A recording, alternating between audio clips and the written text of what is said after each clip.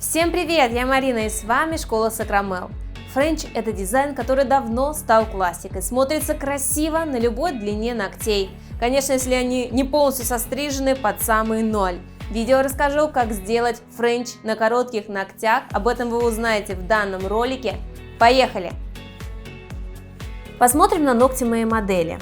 Да, они короткие, но не слишком. Считаю, что если ногти с отсутствующим свободным краем, на них лучше не выполнять френч-маникюр, потому что он подчеркнет небольшую длину. Исключение будет только в том случае, если у клиента длинное ногтевое ложе и тонкая френч-полоска будет смотреться красиво. Но если ногти под корень не имеют свободного края, лучше выполнить нюдовое покрытие или однотонное. Наш случай интересен еще тем, что кутикула непростая, стелится на ногтевую пластину, близко располагаются капилляры, нужно крайне аккуратно выполнять обработку. Посмотрим, что у нас из этого получится. Приступим. Средством для снятия лака убираю старое покрытие. Вижу, что на среднем белое пятнышко – это лейконихия. Недостаток микроэлементов в организме, поэтому появляются такие белые пятнышки на ногтевой пластине. Такую стелющуюся кутикулу предпочитают отодвигать апельсиновой палочкой. Важно отодвигать не в средней части кутикулы, а начинать с краю зоны синуса, приподнимающее и раскрывающее движение. Чем лучше вы сделаете этот этап, тем проще вам будет работать насадкой. Уточнила у модели, здесь не было маникюра более 2 месяцев, именно поэтому кутикула начала так сильно стелиться на ногтевую пластину. В таком случае я рекомендую клиента периодически отталкивать самостоятельно в домашних условиях свою кутикулу апельсиновой палочкой. Она не будет так болезненно трескаться в зонах синусов. Как только вы видите красную область над кутикулой, это звоночек к тому, что близко располагаются капилляры. Будьте предельно аккуратны в каждом своем движении.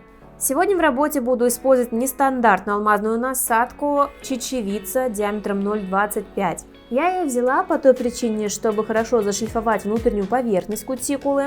Ногти у моей модели плоские, не с сильной аркой, поэтому не боюсь пропилить ей ногтевую пластину. Работает она по такому же принципу, как и пламя. В положении форвард прорабатываю левые стороны, положение реверс правые. При этом выставляю небольшие обороты 10-15 тысяч. Важно данной насадкой сильно не касаться ногтя, а в боковых пазухах работать только по коже, чтобы насадка не пропиливала ноготь. Благодаря диаметру ей удобно быстро обрабатывать боковые валики. На среднем вижу, как кутикула приподнимается, и как раз такой широкой насадкой удобно обрабатывать такие участки. При стелящейся кутикуле предпочитаю приподнять юбочку, как в аппаратной технике, для того, чтобы увидеть, все ли я проработала под ней. Придадим форму свободному краю, нахожу самую короткую ногтевую пластину и опиливаю по форме овал. Сравниваю длину с остальными. Средний может быть немного длиннее на 1-2 мм, а мизинец короче. Подписывайтесь на мой инстаграм, там вас ждет еще больше полезной информации. Забафим ногтевую пластину, делаю это мягкой стороной, чтобы не поранить кутикулу. Мне нравится бафить именно после приподнятия фрезой, чтобы убрать все неровности под кутикулой. При французском маникюре особенно важно точно измерить длину ногтевой пластины. Если ногти будут разными по длине, то и разной получится ширина улыбки. И в динамике ногти будут смотреться не одинаковыми. После этого отворачиваю руку клиента от себя и смотрю на симметричность свободного края. В таком положении поправляю пилкой. На среднем ноготь скручивается. Визуально это испортит наш френч, сделать его не таким ровным, поэтому рекомендую достроить здесь моделирующим материалом. Для среза кутикулы использую кусачки, так как они могут убрать даже самые-самые мелкие заусенцы. Иду мелкими шагами, ориентируясь на ощущения моей модели. На среднем ногте, где была трещина, я все равно немного поранила, кровь не течет, но очень близко расположены капилляры. Теперь зашлифуем мелкие заусенцы, сухую кожу той же насадкой, которой мы приподнимали кутикулу. На скорости 5-7 тысяч оборотов. Положение форвард. Беру пальчик верхним захватом, кладу на бок и короткими движениями справа налево убираю сухую кожу, ее сшлифовываю широкой частью насадки. Обычно для обработки таких ранок использую специальное кровоостанавливающее средство и микробраш.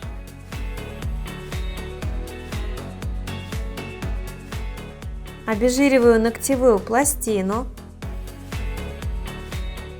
Наношу подготовительные препараты, дегидратор, бескислотный праймер. Наношу базу тонким слоем втирающими движениями. Отправляю в лампу на просушку на 30 секунд. Чтобы исправить скручивание на среднем, использую гель высокой вязкости и по воздуху немного вытягиваю длину и форму. Отправляем на просушку. Снимаю липкий слой и придаю нужную мне форму. Подравниваю поверхность. Так быстро и легко ноготь стал ровным, и мы приступаем к этапу выравнивания базой. У моей модели длинный свободный край, но я не хочу делать такую широкую френч-полоску, поэтому мне понадобится плотный камуфлирующий оттенок. Если бы я работала полупрозрачным материалом, тогда бы сделала технику растушевки камуфляжем. Кстати, эта техника есть в нашем онлайн-курсе по френч-маникюру. В нашем случае сделаем выравнивание плотной камуфлирующей базой. Опускаю палец вниз и тонким слоем промазываю всю ногтевую пластину камуфлирующей базой. Такие плотные пигментированные оттенки могут не очень хорошо держаться на натуральной ногтевой пластине, поэтому всегда перестраховываюсь и наношу сначала прозрачную базу в качестве подложки. Набираю каплю камуфлирующей базы, ставлю ее на наивысшую точку, распределяю к синусам и стягиваю на свободный край. Помогаю себе тонкой кистью, переворачиваю руку и формирую ровную архитектуру и блик. База плотная и хорошо перекрыла свободный край. Там, где у меня ранка, я близко не подвожу материал в избежание аллергических реакций.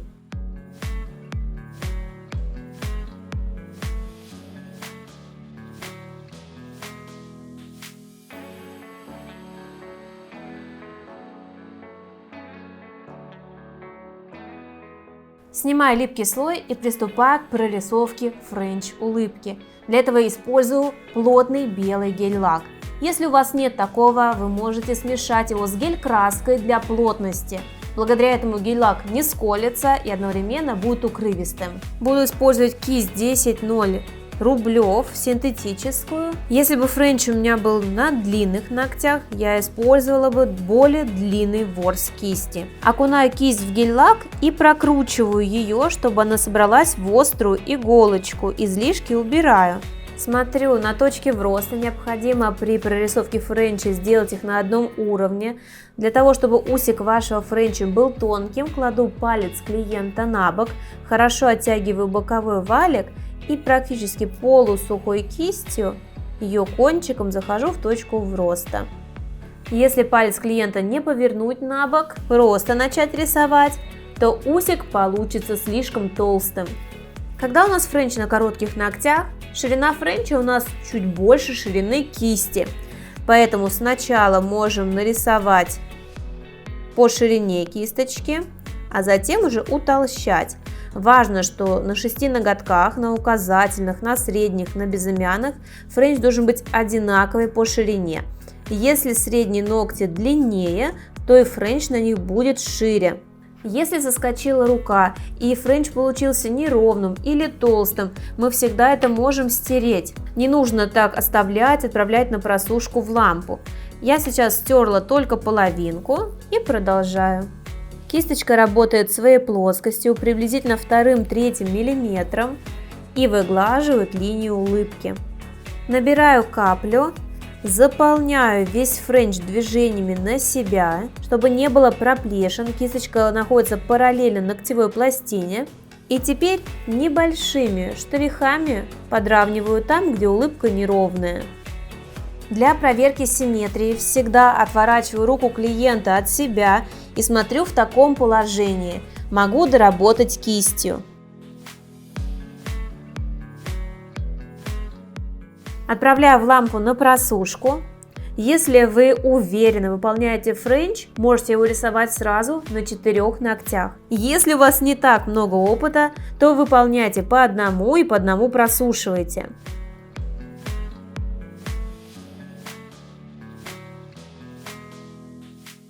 Когда нарисовала, сравниваю ширину френча с другой рукой с безымянным пальцем. Если она совпадает, френч нас устраивает, отправляем на просушку в лампу. Важно всегда работать плоскостью кисти, а не ее кончиком. Работаю слева направо, а не от усика к центру, от усика к центру. Потому что, как правило, по центру не сходятся и получаются ступеньки. Нравятся мои ролики? Хотите знать больше о маникюре? Предлагаю присоединиться к обучению и получить доступ к базе знаний школы Сакрамел.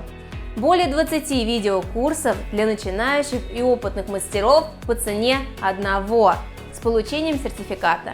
Теперь они доступны по всему миру. Для подробной информации переходите по ссылке в описании.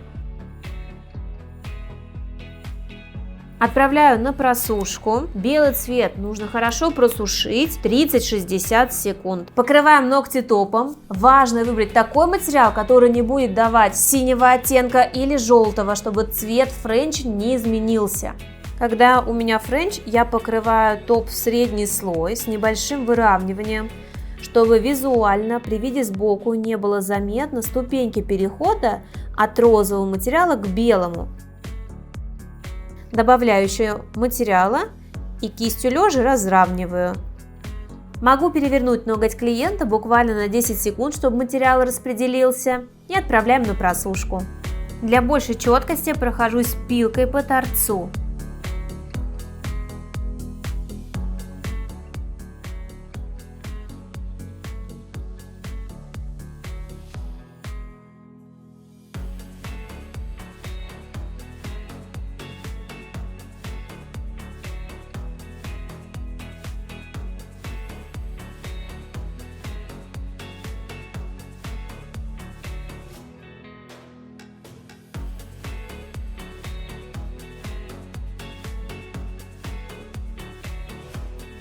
Наш результат. Пишите в комментариях, как считаете, уместен ли френч на такой длине. Понравилось преображение? Ставьте пальчик вверх, подписывайтесь на канал. Желаю всем успехов в работе. Пока-пока!